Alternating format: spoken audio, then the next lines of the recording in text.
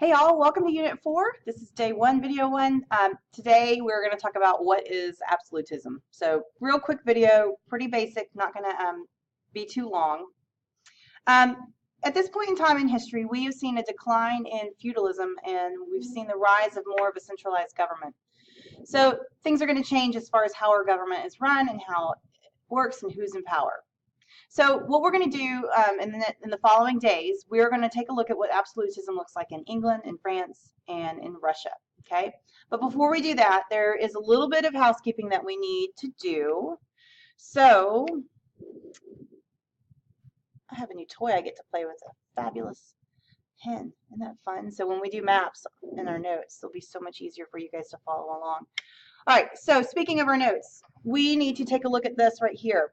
So if you take a look at your notes, it says like reflect on the island activity. That's not something that we're doing in the video. That's something we're going to do in class. So just don't worry about starting your notes. When you start taking your notes, oops, I know, I just heard you guys all scream, turn your pen on, Miss Roach. That's what y'all just said. I know it. I heard you. All right, let's try this again. All right, so in your notes, this is where you want to start taking notes. It's right there where it says the 2 types of government, okay? All right, so let's go ahead and jump right in and talk about what is absolutism, okay? All right, so we've got 2 types of government we need to talk about before we get into the definition of absolutism and what it is. The first is an autocracy, okay? Now, an autocracy is when one person holds all the power. One person holds all the power, okay? The other type of government is a democracy, okay? And in a democracy, the power rests with the people, okay? So keeping those definitions in mind, that an autocracy is when one person has unlimited power, and a democracy is when the power rests with the people. I want you to listen to these examples I'm getting ready to read. In the you decide box in your notes, take a minute to decide if they are an autocracy or a democracy. You can write A for autocracy and D for democracy. All right, let's go through them. I decide that there will be a test on Friday. Is that an autocracy or democracy? You should have said autocracy because I'm the one who made the decision, okay? Here's your second one. A group of friends wants to go to the movie on Friday night.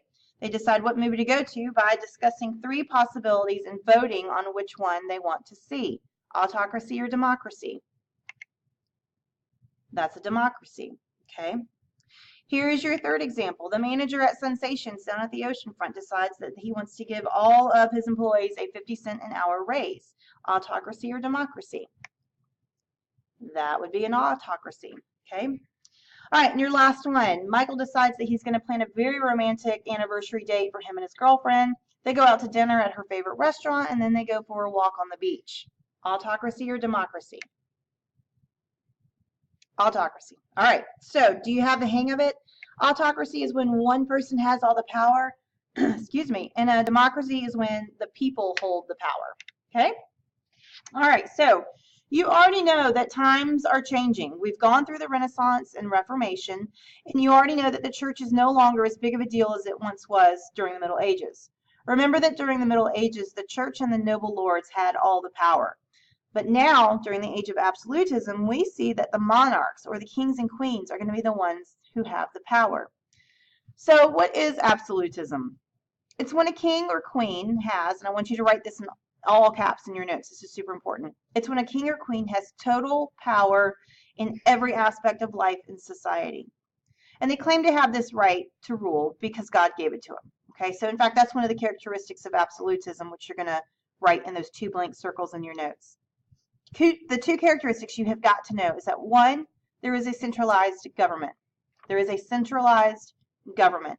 And what this means is that because we're seeing a decrease in feudalism, our cities are growing, and so it's just more efficient and more effective to have a government that is in all one place, okay? We're beginning to have a middle class that's rising up and forming, and so they generally tend to support the monarchs because the monarchs have promised peaceful, supportive environment for merchants and business owners. So it's natural for this specific group of people to support the king or queen. Your second characteristic of absolutism is that rulers felt that they had a divine right to rule. They had a divine right to rule, meaning that they felt that they had been chosen by God to rule and that they only answered to God, not to any other king or queen, not to any other ruler, not to anyone in their government, not to any other person for that matter. They only answered to God, okay? So a king or queen is called a monarch. You should remember that from your vocab. And if they subscribe to this belief system of absolutism, which the majority of them do at this point in time, then they're referred to as an absolute monarch. So an absolute monarch has total power, okay? So let's take a minute and think like an absolute monarch. In your notes, I want you to jot down what you think might be 3 rules that you would find in an absolute teacher's classroom, okay? Now, remember what absolute means when you think of these rules. When you're done, I want you to post one of those rules on the board, on our Google Classroom discussion board, if you will. There'll be a post there asking you what was one of your rules. So respond to the question on our Google Classroom listing just one of those 3 rules you thought of. Okay? Go ahead and click pause now and do that.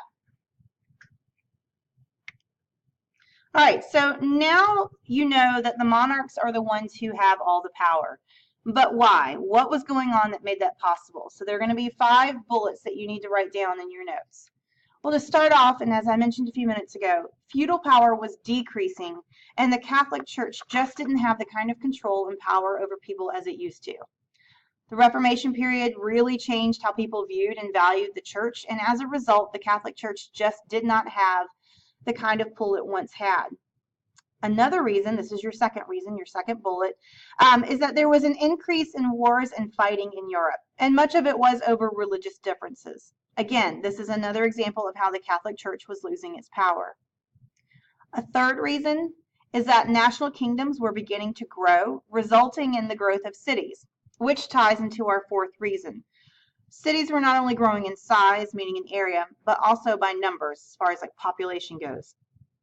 So because the monarchs had made promises to support the growing middle class, this new middle class they're moving into the cities, so populations are growing as well.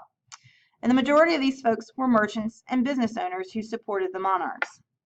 Our final reason is that because of the wealth in the colonies that were started thanks to the Age of Discovery, our middle class is growing. So it's all kind of related around this middle class growing and moving into the cities, okay? All right. So this covers what absolutism is and why it was becoming so popular and with great power, okay? So next class, we are going to go into France and we're going to go to Russia. We're going to look at Louis XIV and Peter the Great and see how they were as an absolute ruler, and then also what did they do to their countries to make things better or worse. All right, see you then. Bye.